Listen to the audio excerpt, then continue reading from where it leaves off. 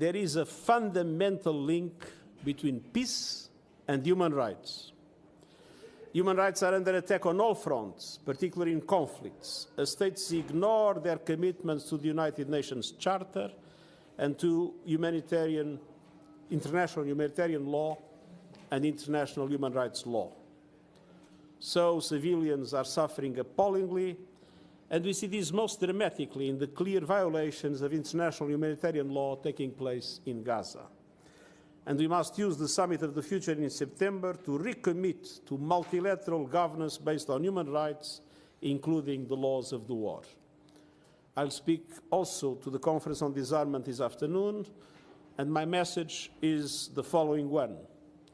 At a time when we need the conference more than ever, it's not working as it should, and I will recommend some steps the conference should take to revitalize the work. I was not referring to the entrance of other countries in the war as such, but obviously this is a conflict that is lasting, and when a conflict lasts, there is always a risk of escalation. There are many modern weapons that can be used and that can be extremely dangerous, as you know. On the other hand, the UN is totally committed to support any serious effort for peace.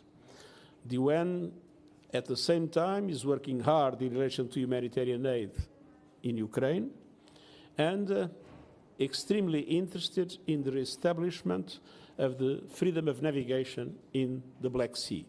These are our priorities for the moment. Well, we have very clear positions. We are in favor of a humanitarian ceasefire, to cure, and we are in favor and claiming for the immediate and unconditional release of the hostages. This is what we would like to see happening. This is not what is on the table.